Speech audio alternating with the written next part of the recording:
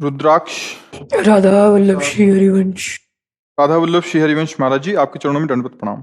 गुरुदेव, बहुत कर लिए मनमानी आचरण, बहुत आज्ञा उल्लंघन हो गई, मैं हार गया महाराज जी, मुझे बचा लीजिए गुरुदेव। अन्य आसक्ति बुरे आचरण ने गिरा दिया है, मैं फिर भी नहीं सीख रहा हूँ महाराज जी, कृपा कीजिए, मुझे निकाल लीजिए, मुझे शासन। देखो, हमसे हाथ मिलावे तो निकल आवे, दलदल में गिरा हुआ स्वयं निकलने का प्रयास करने पर वो और धसेगा।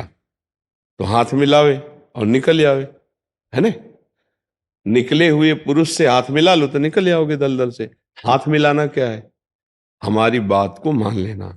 अगर आप राधा राधा राधा राधा राधा रट रहे हो वास्तविक ईमानदारी से, तो आपको पता है मैं गलत करने जा रहा हूं, तो उस समय तुम हमारी याद करो कि यार मैं कैसे जाऊंगा महाराज जी के सामने, जब उन्होंने कहा है ये नहीं करना चाहिए, ये अधर्म है, और मैं वही करने जा रहा हूं। तो हे किशोरी जू, हे लाडली जू, हे गुरु जी, मेरी रक्षा करो, तो उसी समय बल देंगे।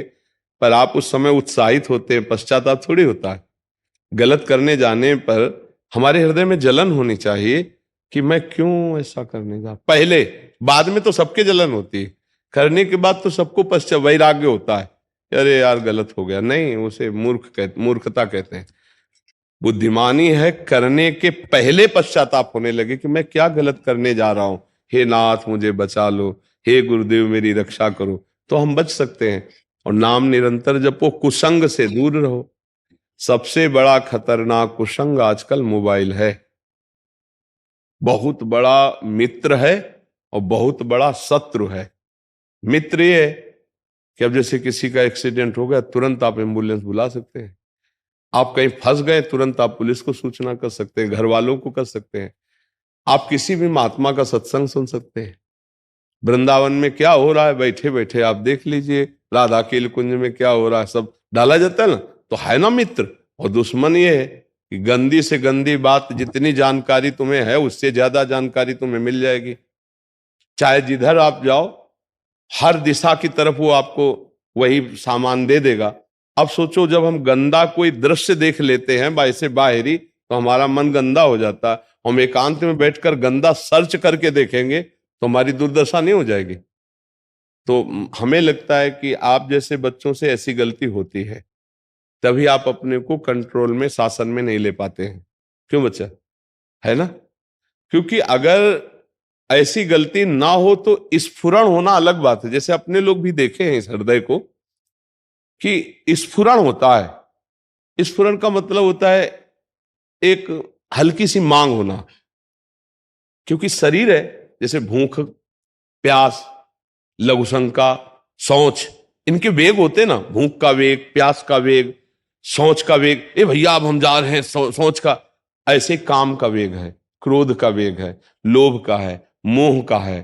तो नाम जापक के अंदर ऐसे स्फुरण होता है और शांत हो जाता है। अगर वो टिका है और बढ़ रहा है और आपको परास्त कर रहा है, तो आप उसके लिए कुछ ना कुछ पेट्रोल डाल रहे हैं उसमें। क्या? आप कुछ देख रहे हैं गंदी बात, आप कोई गंदा संबंध किए हैं, आप कोई गंदी हरकत करते हैं, तब उसको बल मिलता है, अन्यथा नहीं। ये पक्की बात है। कोई भी विकार आप पर तब हावी होगा जब आप उसको सहयोग दे रहे हैं। अब आप सर्च करके गंदी बातें देखोगे जो बिल्कुल नहीं देखनी चाहिए, तो आप संयम में कैसे रह पाओगे? एक छोटा सा बच्चा 12-13 वर्ष का, जब वो देख रहा है गंदी बात, वो कह रहा है कि हम बहुत गंदे आचरण कर चुके। हमका तेरी आयु कितनी है यार, तू कितनी आयु का? अभी इस अवस्था में तो गांव में कबड्डी खेलते हैं, वहां थोड़ी पता होता है कि लड़की कौन और लड़का कौन। साथ ही कबड्डी खेल रहे हैं, साथ ही वहां ये भाव ही नहीं था। मतलब ये भाव, पुरुष और स्त्री का भाव, ये भाव, काम भाव, विकार भाव बच्चों में थोड़ी होते थे। 12-13 वर्ष का बच्चा पूरी गृहस्थी की हिस्ट्री जानता है। क्यों? मोबाइल हाथ में, वो सब कलाकार हो चुके हैं। तो आप जो नहीं रुक पा रहे हैं, या आप जैसे नौजवान जो नहीं रुक पा रहे हैं, उसका कारण है गलत देखना, गलत सुनना, गलत संग होना। कभी नहीं रुक सकते आप, पक्की समझ लो।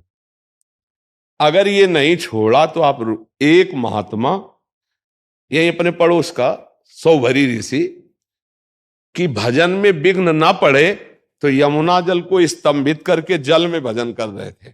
अब मंत्रों का प्रभाव, या तो एक डुबकी लगाओ, 1 मिनट नहीं रुक सकते, नहीं प्राण निकल जाएंगे। और वो जल को रोक कर कितने तपस्वी होंगे, स्तंभित करके उसमें देखा मछली मैथुन कर रही थी। अच्छा, मछली कौन बहुत सुंदर अंग वाली होती कि भाई वाह, तो कि काम आ गया, मछली की क्रीड़ा देखकर काम आ गया। और उन्होंने फिर मानधाता राजा थे उस समय, उनसे 50 राजकुमारियों से ब्याह किया जाके, सौभरी जी, उनकी कथा है। अजामिल बहुत बढ़िया आदमी था, भागवत में पढ़ के देखना। जब जंगल में गया तो देखा एक वैश्या, और वो नौजवान अजामिल देखकर भ्रष्ट हो गया।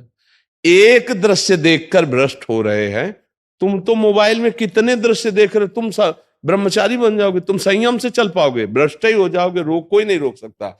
अब उसमें कहे कि भगवान की ताकत हो तो बचा ले, नहीं, भगवान की ताकत अब नहीं लगेगी। भगवान की ताकत तब लगेगी जब आप आज्ञा का पालन करोगे, और फिर आपको कोई गलत दिखाना चाहे, गलत नीचा दिखाना, अब आपको कोई नीचा नहीं दिखा सकता। अब जानबूझ के जहर खाओगे तो मरोगे तो है ही। कोई तुम्हें अनजाने में जहर खवा दे, केलियो प्रसाद, तो भगवान का पावर काम करेगा। और जान के जहर खाओगे तो फिर नहीं। बात समझ रहे? ये जानबूझ के बच्चा मरना है। ये जो मोबाइल आज से गंदी बातें देखना, बहुत जो हम देखते हैं ना, वो हमारे जीवन में अपना बहुत बड़ा प्रभाव रखता है। देखो आप जैसे यहाँ बैठे हो, तो यहाँ का वातावरण आप देखो कैसा लग रहा है, और अभी गंदी बातें वाला वातावरण किया जाए तो अभी देखो काम आ जाएगा। अभी आप किसी ऐसे आदमी को सोचो जो आपसे द्वेष करता है, झगड़ा करता है, अभी आपको गुस्सा आने लगेगा उसकी याद में। तो हम जो देखते हैं हमारा स्वरूप ऐसे हो जाता है, फिर हम टिक नहीं पाएंगे। आज के नौजवान भाइयों में बहुत बड़ी कमियां ये प्रकट कर रहा है मोबाइल, बहुत बड़ी कमियां प्रकट कर रहा है। और वो ऐसी कमियां कि दूसरे की जरूरत नहीं, अपने से अपना नाश कर रहे हैं। तो अब वहां मतलब कैसे संभाला जा सकता है? आपको संभलना होगा बच्चा। महाराज जी आप बल दीजिए। पहला नियम लो कि हम गंदी बातें नहीं देखेंगे मोबाइल में। दूसरा नियम लो, जो गंदी बात करने वाले बच्चे उनका संग नहीं करेंगे। तीसरा नियम लो कि हम अपने शरीर से कोई गंदी क्रिया नहीं करेंगे। करके देख लो, फिर अगर शांति नहीं मिले तो मुझे बताना।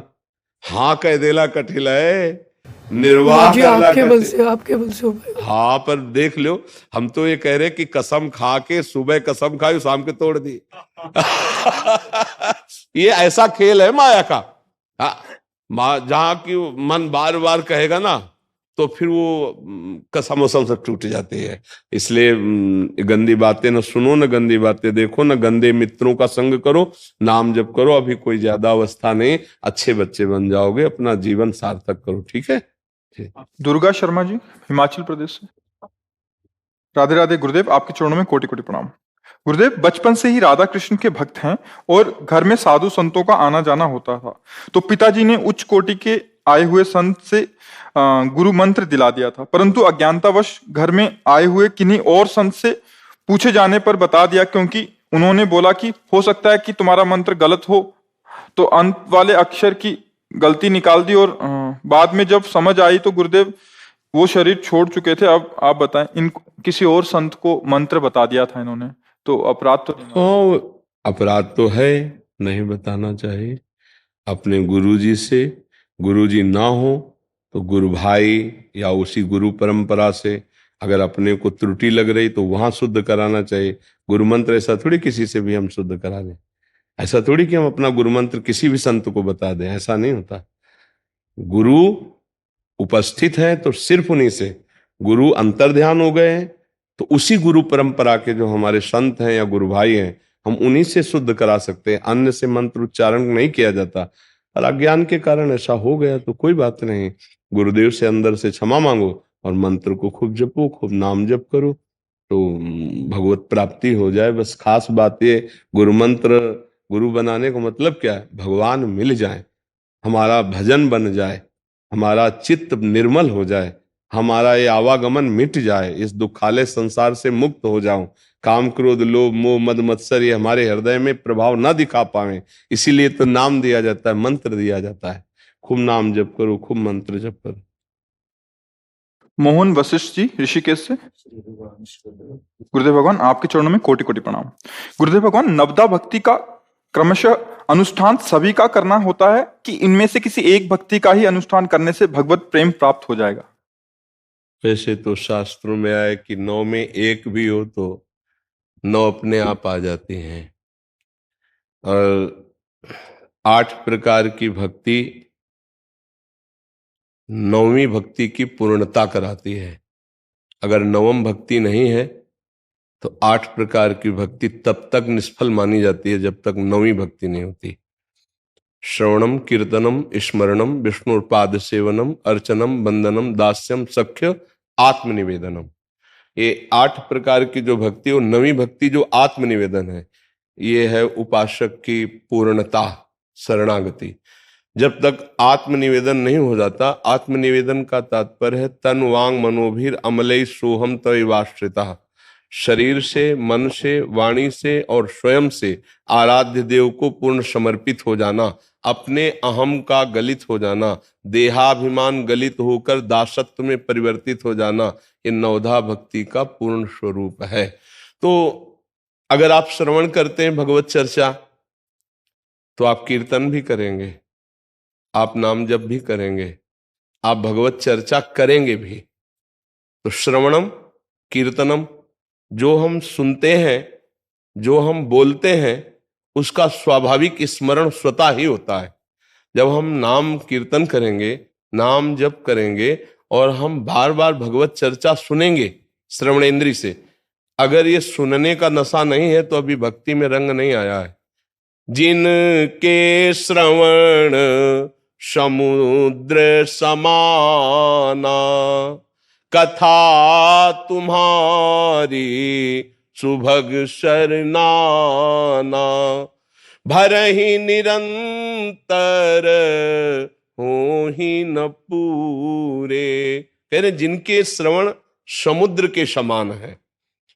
भगवान की विविध भाव वाली जो लीलाएं हैं वो नदियों के समान उनके श्रवण समुद्र में जा रहे हैं, पर जैसे समुद्र में विविध नदियां जाने पर कभी उफान नहीं आती, ऐसे वो कभी तृप्त नहीं होते। और सुने भगवत चर्चा। तो श्रवणम, श्रवण से ही भक्ति प्रारंभ होती है, श्रवण से ही शरणागति की प्रारंभिक स्थिति होती है। श्रवण सुजस सुनी आयऊ, प्रभु भंजन भवभीर, त्राहि त्राहि आरति हरन, शरण सुखद रघुबीर। श्रवणेन्द्री से सुनकर ही भगवान की शरणागति होती। श्रवणेन्द्री से भगवत चर्चा सुनकर हमारा हृदय उल्लसित होता है तो हम स्वयं गाने लगते हैं। जब हृदय में आनंद उमगन होती है तो भगवत लीलाओं के गायन में रुचि हो जाती है। जो गाते हैं, जो सुनते हैं, उसका प्रभाव पड़ता है चिंतन। तो अगला जो तीसरा है स्मरणम, स्मरण प्रारंभ हो जाता है। भगवत नाम स्मरण, भगवत रूप स्मरण, भगवत लीला चरित्रों का जो हम गायन किए हैं उनका स्मरण करना आ जाता है। जिसका हम स्मरण करते हैं उसके प्रति प्रियता बढ़ती है, तो दासता की भावना होती है कि मैं सेवा करूं। नहीं, हाँ, तो पाद सेवनम। अब पाद सेवन में विविध प्रकार के भाव उत्पन्न होते हैं। ये भोग लगाऊं, ये पुष्पों की माला चढ़ाऊं, ये इत्र, ये चंदन, ये ऐसे। तो अर्चनम, विविध पदार्थों के द्वारा आराध्य देव का अर्चन। और जब अर्चना की तो हृदय में आता साष्टांग दंडवत करो। वंदनम, अब उनके द्वारा हमारे हृदय में जो भाव आया है तो उनसे प्रिय हमारा कोई है नहीं, इसलिए हमारे वो सखा भी हैं। हम उनसे हंसेंगे, उन्हीं से बात करेंगे, उन्हीं के साथ खेलेंगे। तो हमारा सख्यत्व भी, हमारा मित्र भाव भी अपने आराध्य देव के प्रति ही होगा। दासत्व भाव और मित्र भाव, ये दोनों में बड़ा अंतर है। दासत्व में दास संकुचित रहता है, स्वामी की आज्ञा के अनुसार ही सेवा करता है। लेकिन मित्रवत में हम अपनी रुचि और अपने दोस्त की रुचि, दोनों की रुचि मिला करके सेवा करते हैं। हमारे मन में आया तो हम आपको पढ़ा सकते हैं, लेकिन स्वामी भाव में और सेवक भाव में स्वामी की रुचि के अनुसार चला जाता है। तो इसीलिए सख्य भी कह दिया गया है कि कभी कभी हमारी रुचि के अनुसार भी हमारे इष्ट भावे मोहि जोई सोई सोई करे प्यारे। पहला है जोई जोई प्यारो करे सोई मोहि भावे, और दूसरा भावे मोहि जोई सोई सोई करे।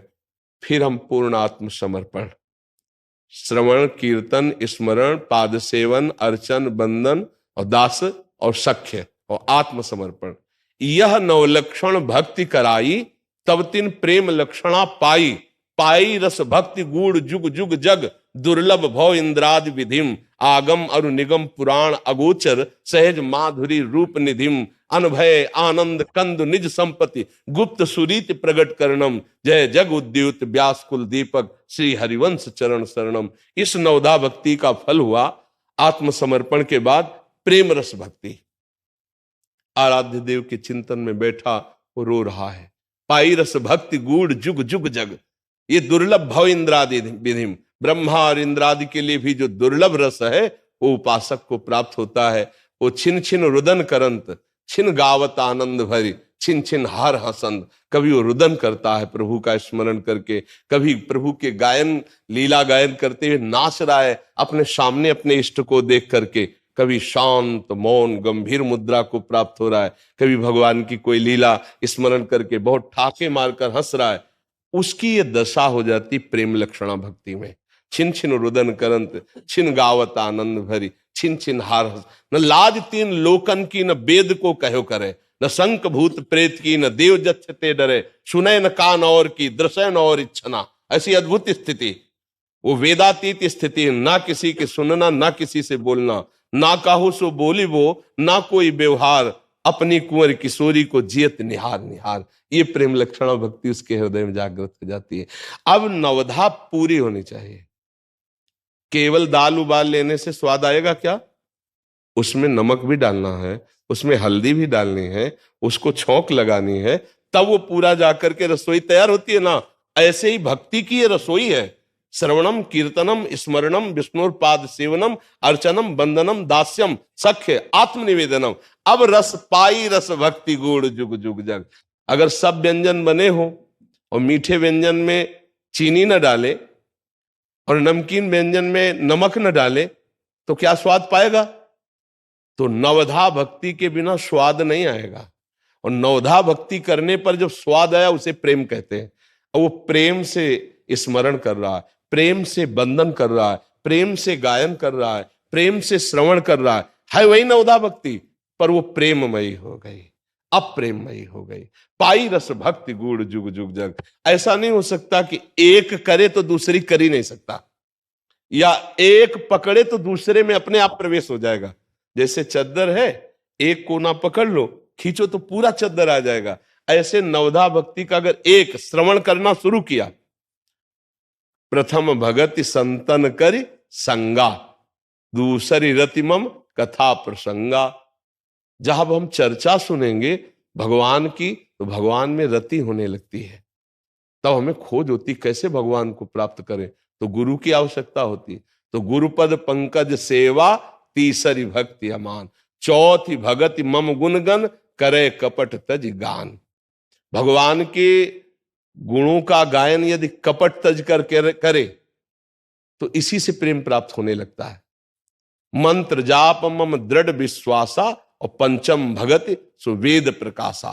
छठदम शील विरत बहुकर्मा, निरत निरंतर सज्जन धर्मा। सातों सम मोहिमय जग देखा, और मोते अधिक संत कर लेखा। आठों जथा लाभ संतोषा, सपने उन्हें देखे पर दोषा। नवम सरल सब सन छलहीना, छल कपट रहित। नवधा भक्ति जिसके हृदय में आ गई तो प्रेम तो प्रकाश। पर नौमा एको जिनके हुई, अगर एक भी है तो नौ आ जाएंगी, पक्का आ जाएंगी।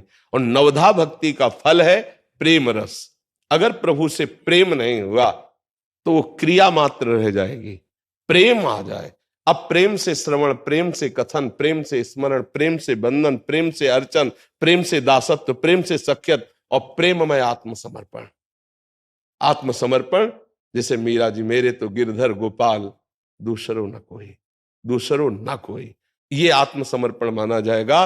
केवल प्रभु, केवल अपने स्वामी, जैसे अपने लोग हमारे माई श्यामा जी को राज, दूसरो न कोई। हाँ, यह जोरी अविचल वृंदावन नाही नान सो काज। बस एक ठसक, एक आत्मसमर्पण में अपने इष्ट का अभिमान, इष्ट का अभिमान। अस अभिमान जाय जन भोरे, मैं सेवक रहूं पद पद मोरे। बस दिव्यता आ जाएगी, भगवत प्रेम प्राप्त। कपट क्या है?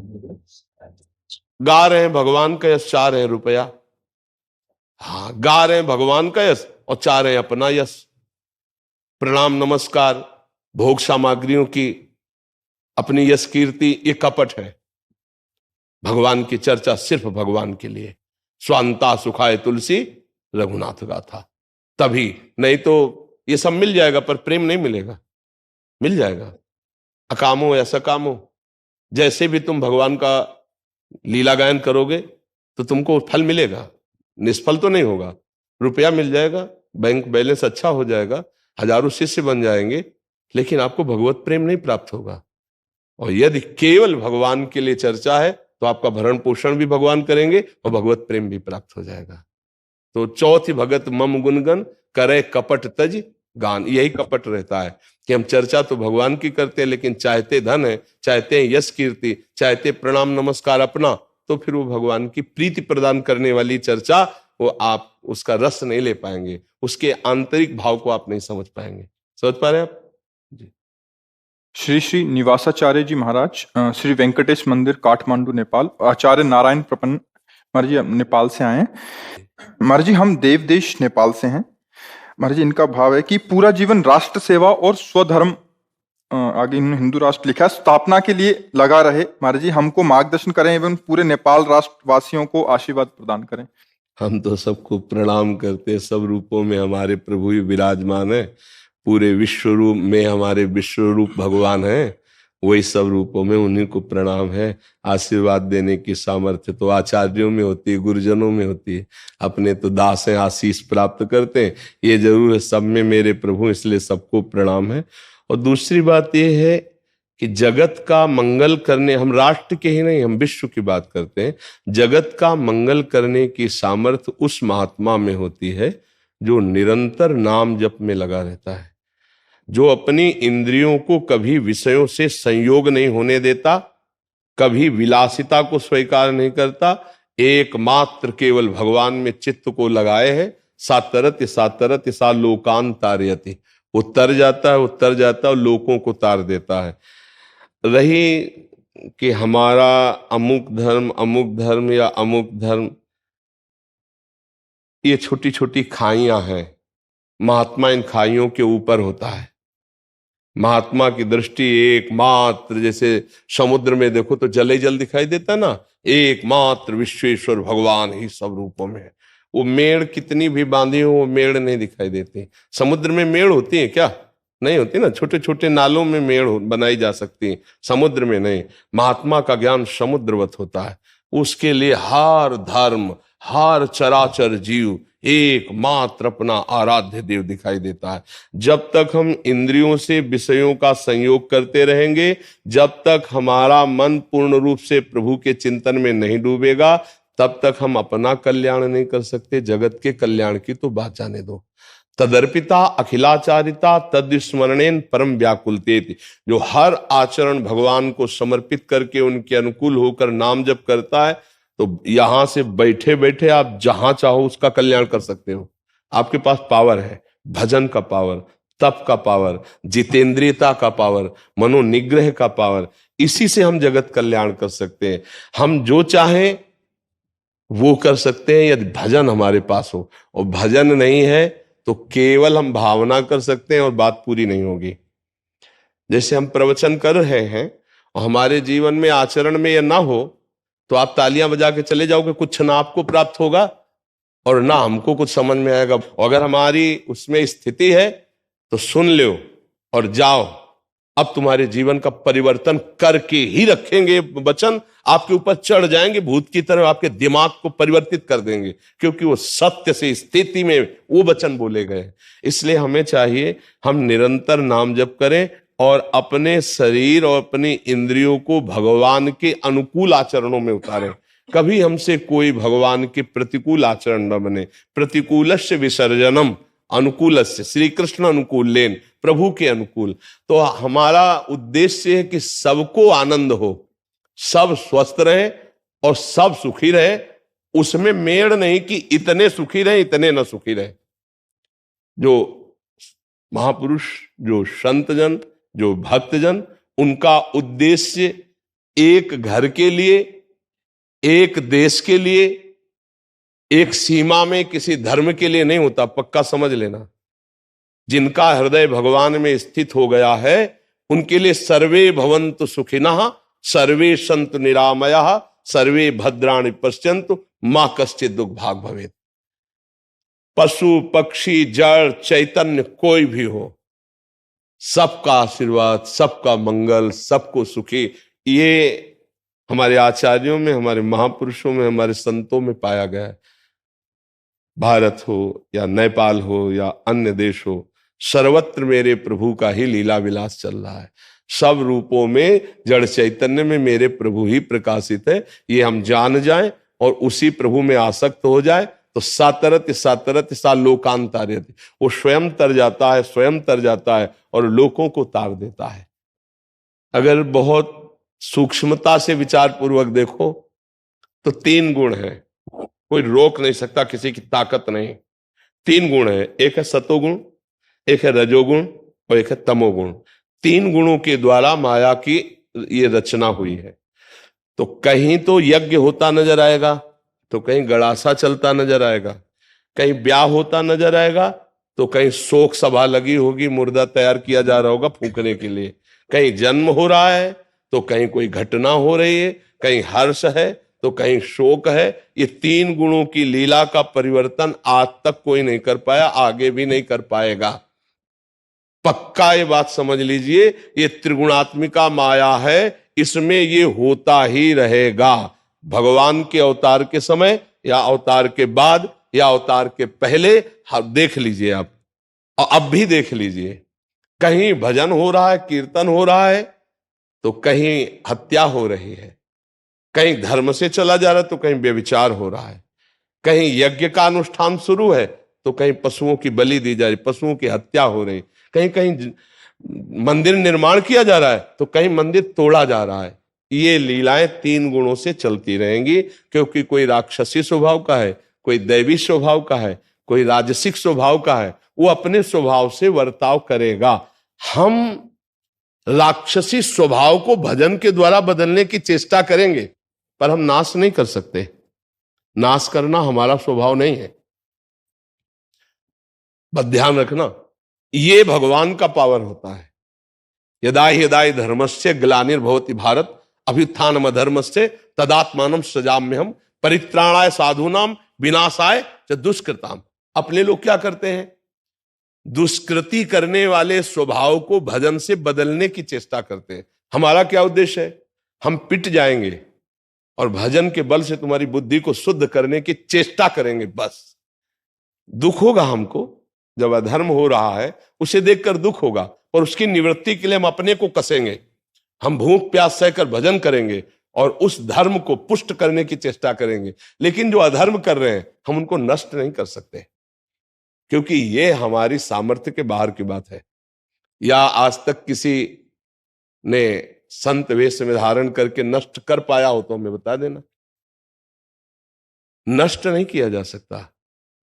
कभी दैत्य प्रबल होते हैं, कभी देवता भागते हैं स्वर्ग से, तो कभी देवता प्रबल होते हैं और दैत्यों को, कभी दिन आता है तो कभी रात आती, कभी रात आती तो दिन भी आती है। ऐसे ही ये सृष्टि का क्रम चल रहा है। हमारा कर्तव्य क्या है? हाथ जोड़कर धर्म पूर्वक उपदेश आदि के द्वारा, भजन बल के द्वारा लोगों की मानसिकता को बदलकर भगवान की तरफ लगाना, आसुरी प्रवृत्ति से हटाकर, राजसिक प्रवृत्ति से हटाकर सात्विक प्रवृत्ति में लगाना, ये हम संतों का कार्य है। हमें दुख तो होता है पर हम विनाश नहीं कर सकते, हम उनको गाली नहीं दे सकते, हम उनसे युद्ध नहीं कर सकते। हम प्रार्थना के द्वारा, प्रभु से प्रार्थना और भजन के द्वारा और सद्भावना के द्वारा परिवर्तन करने की चेष्टा कर सकते हैं। परिवर्तन कर दे ऐसी बात नहीं है, परिवर्तन करने की चेष्टा करते, परिवर्तन हो जाए तो मेरे प्रभु का प्रताप हो रहा है। मैं एक निवेदन करना चाह रहा था, आपकी सत्संग के प्रभाव से जो नागालैंड, मणिपुर, मैं उधर जाता हूँ, जो बहुत हिंसक प्रवृत्ति के लोग थे जी, तो वो गऊ को बहुत मारते थे, गुरुदेव जी, गाय को दूध नहीं देने वाली को पीटते थे, मारते थे। आज आपका सत्संग सुन के गुरुदेव, उन्होंने तो बहुत बहुत आभार और प्रणाम व्यक्त किया है गुरुदेव के चरणों में जी, कि उन्होंने गाय धोते समय राधा राधा राधा, अब बिल्कुल बड़ी कृपा है जी गुरुदेव, ये परिवर्तन आपकी जी। कृपा से हो। ये समाज की हमारे ऊपर बड़ी कृपा है। आज नौ युवक जन और ये जो नौ समाज है, ये हम पे बड़ी कृपा कर रहा है कि बात सुन रहा है और जीवन में मान रहा है। ये हमारी सामर्थ्य नहीं है, ये हमारी किशोरी जी की सामर्थ्य, राधा किशोरी की, उन्हीं का प्रताप चल रहा है, उन्हीं के प्रताप से परिवर्तन हो रहा है। परिवर्तन बस केवल भजन और प्रार्थना से किया जा सकता है। अपने लोग साधु हैं, अपने लोग बल का प्रयोग नहीं कर सकते, क्योंकि बल का प्रयोग द्वेषी के अंदर क्रोध भड़का देगा और दैन्यता का प्रयोग उसको झुका के उसके स्वभाव का परिवर्तन कर देगा। गुरुदेव यही हुआ, वो एकदम हिंसक प्रवृत्ति के लोग थे गुरुदेव जी जो हर समय यहाँ पास गंडासा रखते हैं गुरुदेव जी। और वो वहाँ कितनी भागवत कथाएं होती है, कोई बदलाव इतना नहीं आया, पर आपकी वाणी ने गुरुदेव नहीं, ये श्री जी का प्रताप, ये राधा किशोरी का प्रताप। तो बहुत हृदय से उन्होंने आपको प्रणाम भेजा है गुरुदेव। ये बोलने आया था आप। हाँ, किशोरी जी की प्रताप। तो यही हमारी प्रार्थना है कि खूब नाम जप करो और अंदर से भावना करो कि सबकी बुद्धि शुद्ध हो जाए। बुद्धि शुद्ध हो, देखो जैसे हम कहते हैं कोई शराब पीता है तो उससे घृणा मत करो, प्यार से उसकी शराब छुड़वा दो, बहुत अच्छा आदमी हो जाएगा। शराबी से घृणा नहीं करनी, हमको उसकी शराब छुड़वानी है। शराब छोड़ दिया ना, बहुत अच्छा आदमी हो जाएगा ना। जैसे कोई चोर है, उसकी अगर बुद्धि को शुद्ध कर दिया जाए, चोरी करना बंद कर दे, तो बड़े आदमी हो जाएगा ना। तो हमको बुरे आचरण करने वाले से घृणा नहीं करनी, उससे प्रियता बढ़ाकर उसके बुरे आचरणों में घृणा करवानी है। अगर वो घृणा कर लिया बुरे आचरणों में तो अच्छा आदमी हो जाएगा ना। यही परिवर्तन होता है। संत के द्वारा बुराई का नाश होता, बुराई करने वाले का नहीं। भगवान जब अवतार लेते हैं और संत जब अवतरित होते हैं तो उनमें अंतर होता है। भगवान बुराई करने वाले नीच पुरुषों को अस्त्र के द्वारा उद्धार कर देते, लेकिन संत जन ऐसा नहीं। तभी मोरे मन प्रभु अस विश्वासा, राम ते अधिक राम कर दा। वो उस बुराई का नाश करके उस दुष्ट स्वभाव वाले को महात्मा बना देते हैं। महात्मा के संग से बुराई का त्याग करके वो स्वयं महात्मा बन जाता है। अच्छा, और अपने देश में प्रियता होना ये स्वाभाविक है। अपने राष्ट्र के प्रति, जैसे हम भारतवासी हैं तो हमारे जब भारतीय सैनिक आते हैं तो हमारे हृदय में एक जोश आता है, वीर रस आता है। हम उनको प्रणाम करते हैं, उनका स्वागत करते हैं कि आप हमारे देश की सीमा में लगकर भारी कष्ट को सहते हुए आप रक्षा करते हैं, इसलिए हम आपकी पूजा करते हैं, आपका सम्मान कर। क्यों? वो हमारे राष्ट्र की रक्षा में लगे हुए। तो राष्ट्र प्रियता अगर ना हो तो फिर हमें लगता है कि वो देशवासी कैसा। अपने राष्ट्र के प्रति प्रियता तो चाहे संत हो चाहे कोई भी हो, सबको रहती है। पर इसके ऊपर भी एक भाव आता है, सर्वे भवन्तु सुखिनः। सर्वे में पूरा विश्व आता है। उदार चरितानाम वसुधैव कुटुंबकम, वसुधैव कुटुंबकम। ब्रिजेश जी आज तक से। महाराज जी आपके चरणों में कोटि कोटि प्रणाम। महाराज जी, बड़ी संख्या में सोशल मीडिया के जरिए युवा आपके वचनामृत का लाभ ले रहे हैं और उस पर अमल भी करते दिख रहे हैं, लेकिन उनमें अभी भी कुछ हिचकिचाहट है, खुलकर इस बात करने में शर्माते हैं, छिप छिपाकर आपको फॉलो करते हैं। उन्हें लगता है कि उनके साथी या माता पिता उन्हें नीचा ना दिखा दें। अरे अभी भी कोई उम्र है, अभी बाबा जी को सुन रहे हो, फॉलो करने का मतलब ये महाराज इनका कहने का भाव है कि युवा सुन रहा है आपको, बट आज थोड़ी सी मानसिकता जैसे बाकी लोगों की होती है तो छुप छुपा के सुनता है। कह रहे कि ये इसमें आगे लिखा है इन्होंने कि ये ऑफिस में देखते हैं तो काफी जन ने आपके कान में लगाए होते हैं, बट वो दूसरों से शर्मा शर्मा के सुनना चाहता है, समझना चाहता है और मतलब आपने जीवन में उतारना चाहता है, बट किसी को पता ना लगे, ऐसा भाव। सुनते रहे। एक दिन उनमें इतनी सामर्थ्य आएगी कि वो दूसरों को सुनाने लगेंगे। अभी छुपने दो, अभी चिंगारी गई है और आग जब भड़केगी तो ज्वाला अपने आप उदय हो जाएगी और ताल ठोक करके सबके सामने भागवतिक मार्ग में चलेंगे।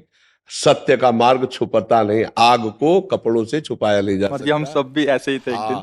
हाँ, आग को कपड़े से छुपाया नहीं जा सकता। और हम प्रणाम करते हैं युवा भाइयों को जो इसी समय अपने जीवन को सुधार में ले आए। ये अवस्था बर्बाद हो गई तो आप सच्ची मानो ये केवल नौटंकी नाटक भक्ति का बुढ़ापे में होता है, भजन नहीं होता। हमारी बात को पकड़ लेना। जीवन में भजन का अभ्यास नहीं किया, जीवन में संयम का अभ्यास नहीं किया, तो बुढ़ापे में नौटंकी होती, भजन नहीं होता है, उसका नाटक होता है। भजन करना कोई खिलवाड़ नहीं। जिंदगी में जवानी में बेविचार करते रहे, बहुत से माताओं बहनों की तरफ गंदी दृष्टि रखते रहे, और बुढ़ापे में सोचोगे भजन हो जाएगा, हमको करके दिखा दे कोई। अरे भैया, साधारण बाहरी बात है, जिंदगी में पिस्तौल नहीं चलाई तो हमारे आगे सब रख दो, बेकार है, मीट की तरह भले मार सकते हैं, लेकिन हम गोली नहीं चला सकते। क्यों? कभी हमने अभ्यास ही नहीं किया, तो मन को सच्चिदानंद में कभी लगाया नहीं, और पापाचरण करते रहे हो। तो कहते हैं ये अवस्था तो भजन की नहीं, तो अवस्था कब भजन की है? जो प्रश्न करता है ना ये अवस्था भजन की नहीं, उससे पूछो क्या तुम भजन करते हो? 92 वर्ष के आदमी को बेविचार के लिए प्रयासरत देखा गया। 92 वर्ष। सोचो उसकी दशा क्या थी, जानते हो? लकड़ी लेके चलता था, चश्मा लगा के चलता था, और इसका मतलब परिचय जानते हो? जीवन में कभी मन को संयम में रखने का अभ्यास नहीं किया, तो 92 वर्ष में वही बच्चों वाली हरकत पाई गई ना। तो जो अगर जवानी में संयम में रहकर तुम सत्य मार्ग में नहीं चलोगे, तो बुढ़ापे में तुम महात्मा नहीं बन जाओगे। चाहे कपड़ा बदल लो, चाहे देश बदल लो, उद्देश्य नहीं बदलने वाला। ये पक्की बात समझो। अभ्यास से गंदगी को बढ़ाते चले जाओगे, बुढ़ापे में तुम भजन कर लोगे। आप अपने अपने दिमागों में देख लीजिए, आज आपकी स्थिति क्या है। अगर इस स्थिति को नहीं सुधारा तो स्थिति बढ़ती चली जाएगी, घटेगी नहीं। ये अवस्था से नहीं घटती, ध्यान रखना। अवस्था से, ये भजन से घटती है, ये संयम से घटती है। आज रोक रहे हो, हम धन्यवाद देते हैं। नौजवान मदिरा पान छोड़ रहे हैं, मांस छोड़ रहे हैं, गंदी बातें छोड़ रहे हैं, हम उनको प्रणाम करते हैं, और हमारे प्रभु उनका सहयोग करेंगे। हाँ, तुम छुप छुप करके पहले पाप कर्म करते थे, आज छुप छुप करके सत्य बात में आ गए हो, तो धन्यवाद। एक दिन तुम छुपोगे नहीं, एक दिन तुम प्रकाशित हो जाओगे।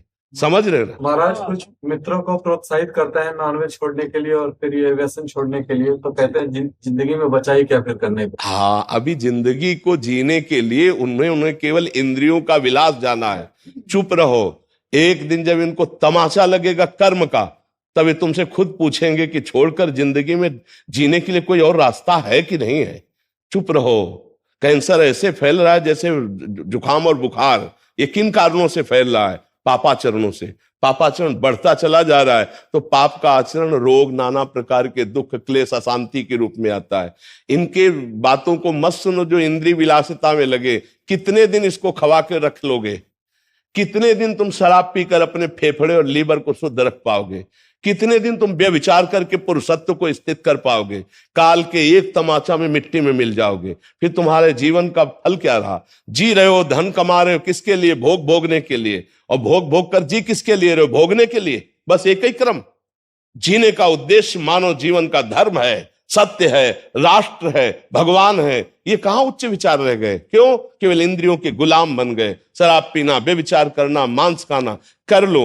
एक समय आएगा, मन पछताई है, अवसर बीते। जब समय चूक जाएगा तब तुम्हारे सुधरने के चांस नहीं होंगे, और फिर तुम्हें दुर्गति भोगनी होगी। ऐसे मूढ़ पुरुषों को कभी भी अपना मित्र नहीं बनाना चाहिए। जो हमारे सतमार्ग की बात नहीं सुनते हैं वो बेचारे हैं। हमें उनकी बात नहीं माननी और उनका संग नहीं करना। नहीं, संग का रंग चढ़ता है पक्का। यदि तुम में इस कोटि का भजन है तो उनका परिवर्तन हो जाएगा, नहीं तुम्हारे भजन में विक्षेप पड़ जाएगा। सुनो इनकी बातें। बातुल भूस बिवत मतवारे, तेले बोले बचल विचारे, तिनकर कहा सुनी नहीं काना। एक सज्जन आए थे, वो कह रहे थे कि तुम कोई भूत रखते हो क्या महात्मा जी? बोले क्लब जाते थे, सब करते थे, पता नहीं कौन सा भूत छोड़ दिया है कि अब हम जहाँ आ जाते हैं वही भय सब भय लगता है कि आपने मना किया है, आपने ये मना किया है, आपने ये मना किया है। चैन से जी नहीं पा रहे जब से तुम्हें सुना। पता नहीं कौन सा भूत छोड़ दिया हमारे दिमाग में। तो एक कह रहे थे कि बहुत हिम्मत करके फिर शराब के ठेके गए, वहां देखा आप खड़े हो, फिर लौटे तो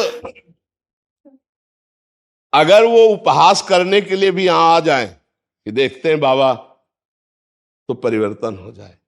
वो उपहास के लिए अगर सुनना शुरू कर दे कि हम मानेंगे तो नहीं, पर कहते क्या है बाबा हम सुन लें, तो भूत चढ़ जाएगा, पक्का चढ़ जाएगा दिमाग। परसों आए तो थे, हमने सोचा क्या ढोंग चल रहा है, हाँ हाँ, बट कह रहे कि एक बार सुना फिर तो सुनते रह गए और नाम जब छूट क्योंकि हमारे जो हृदय से प्रभु निकलवाते हैं ना, वो केवल मंगल के लिए, आपके मंगल के लिए। आपसे हमें कुछ नहीं चाहिए, सच्ची मानना। हमारा हृदय बस यही रहता है कि जाते जाते पता नहीं कब जाना हो जाए, डायलिसिस से शरीर चलता है, जाते जाते हमारे देश को कुछ मिल जाए, हमारी जनता को कुछ मिल जाए और वो स्वस्थ हो जाए, वो विचारवान हो जाए, उनका मंगल हो जाए। अब दीपक में जितनी सामर्थ्य है उतना ही जलेगा, हाइलोजन में जितना प्रकाश उतना ही करेगा, सूर्य में जितनी ताकत है उतना प्रकाश करेगा। सब अपनी अपनी क्षमता के अनुसार करते ना। तो ये भागवती क्षमता है जो आप लोगों को परिवर्तित कर रही। भगवान निमित्त बना रहे हैं इधर और काम स्वयं वो कर रहे हैं। और पक्का जो उपहास करते हैं उनका भी मंगल होगा, जो आज निंदा करते हैं उनका भी मंगल होगा। कल वो परिवर्तित होंगे पक्का पर, क्योंकि जब हम स्वार्थ रहित होकर के ये बात करेंगे ना तो वो उनके ऊपर चढ़ जाएगी और उनका मंगल करेगी। ऐसी घटना घटेगी, कोई एक बात मान लेंगे, पक्का समझना। एक अनुभव की बात बता रहे कि एक डॉक्टर थे, अमेरिका से पढ़ के आए थे और वो कभी भक्ति सिद्धांत ये सब जानते नहीं थे, तो वो सदैव निंदा करते थे संतों की। उनको समझ नहीं थी ना, तो उनको ये लग रहा था कि ऐसा भगवान और संत और उनके लिए कुछ नहीं ऐसा, क्योंकि पढ़े लिखे वैज्ञानिक डॉक्टर तो कोई मान्यता। एक बार उनको समझाया गया कि आपको जो ज्ञान प्राप्त हुआ वो भी भगवान की कृपा से प्राप्त हुआ। आप जो अच्छे डॉक्टर हैं, आपको जो अंगों का शल्य क्रिया के द्वारा, ऑपरेशन के द्वारा पुनः जीवन प्रदान करना, ये भगवान की ही कृपा से आपको, वो किसी भी तरह तार्किक पुरुष किसी भी तरह नहीं मानता है। अचानक घटना घटी, एक्सीडेंट हुआ और उन्हीं की मेरुदंड टूट गई। और वो ऐसा सिस्टम है कि पूरा जीवन बर्बाद हो गया। एम्बुलेंस में लद के उन्होंने इच्छा जताई थी एक बार बाबा से हमें मिला दो, तो हितधाम में थे, एम्बुलेंस में वो नहीं आ पाए, रोड तक वो आए, रोड तक हम गए निकल के, रो रहे थे और कह रहे थे है भगवान तो मुझे बचा ले। अब मतलब इस स्थिति में थे कि करुणा उत्पन्न हो रही थी। हम कहा एक बात अब मान लोगे? बोले अब जो बोलो। कहा राधा राधा राधा राधा। बोले अब जब तक श्वास रहेगी तब तक आपका ध्यान और नाम। तो हम कहा जहां भी रहोगे तुम्हारा मंगल होगा, और जब शरीर छूटेगा तो वृंदावन में कह रहे हैं भगवान की तुम्हें प्राप्ति होगी, तुम निश्चिंत रहो, बस सह लो, ये कोई प्रारब्ध भोग था और तुम्हारा परिवर्तन इसी से होना था। तो जब कोई ज्यादा उद्दंडता करता है तो फिर उनका प्रारब्ध भोग उनको उत्तर दे देता है और समझाने की योग्यता प्रदान कर देता है। जब तक बल रहा गजेंद्र में भगवान को याद नहीं किया, और जब जाना कि एक ही झटके में ग्राह ले जाएगा तब हरी।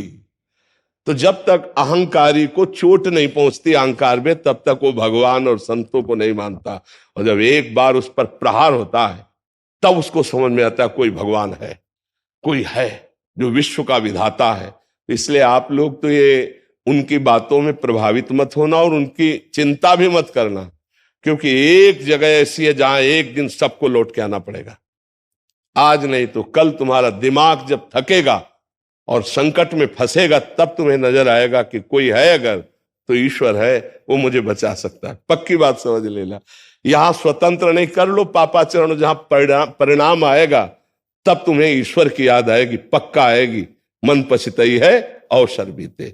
अभी अवसर है तो मनोरंजन कर लो, अवसर हटेगा तो भोगना पड़ेगा। हमारी सबसे प्रार्थना है, आप लोग सौभाग्यशाली हैं, आप वृंदावन आए, आप संत समागम में आए, आप शराब मत पीना, मांस मत खाना, बेविचार मत करना, जितना हो सके वीर्य का संयम रखना और राधा राधा बोलना, आपको मंगल हो जाएगा।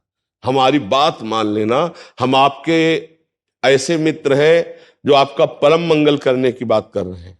कोई स्वार्थ नहीं आपसे, आप हमारी आत्मा, आप हमारे प्राण हैं। अगर आप सही ढंग से चलेंगे तो इसमें हमको लाभ मिलता है।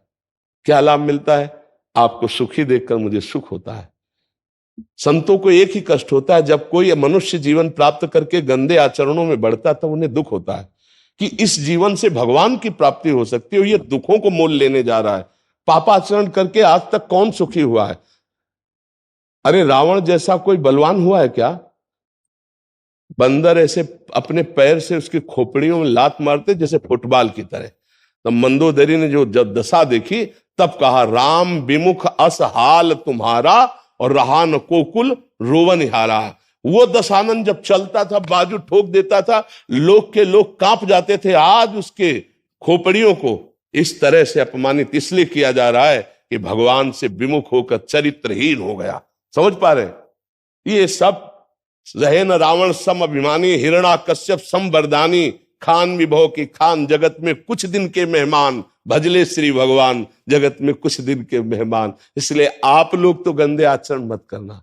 जो आ गए हैं उनका कल्याण तो जरूर ही होना चाहिए, और जो सुन रहे हैं भगवान उन पर कृपा करेंगे, उनकी भी बुद्धि बदलेंगे। और जो उपहास कर रहे हैं उनको भी बदलना पड़ेगा, आज नहीं तो कल। हाँ, उनके बदलने के लिए थोड़ी कड़वी दवा का प्रयोग होगा। जब उनके अहम पर चोट पड़ेगी तब वो भगवान को याद करेगा। अभी अहंकार है तो अभी थोड़ा मलिनता है। इसलिए आप लोग कृपा करके अच्छे मार्ग के पथिक बनो, दुख सुख दोनों बराबर सहो। दुख में भूलो नहीं प्रभु को, शोकित मत हो, और सुख में फूलो नहीं, अहंकार मत करो, सह जाओ। संघर्ष में जीवन मानव का होता है। भगवान अवतार लेकर ये दिखाए हैं। ऐसा नहीं कि दुख आपके ऊपर आएगा और दूसरों के ऊपर नहीं आता। दुख सुख दोनों का क्रम चलता रहता है। तुम एक वीर बनो, दुखों को सहो और सुखों को ऐसे फूल मत जाओ कि अभिमान करके दूसरों को दुख देने लगो, तो कुछ दिनों में स्थिति आ जाएगी। हम भगवान के अंश हैं, हर स्थिति के प्राप्त करने के अधिकारी हैं। ये इसमें ये नहीं चलता है स्त्री पुरुष जाति पक्ष, सब नहीं चलता। हम भगवान के अंश हैं, वही अंश है जो महात्माओं में है, वही आप में है। यदि आप उठे तो आप भी महात्मा बन जाएंगे, पैंट शर्ट पहने हुए।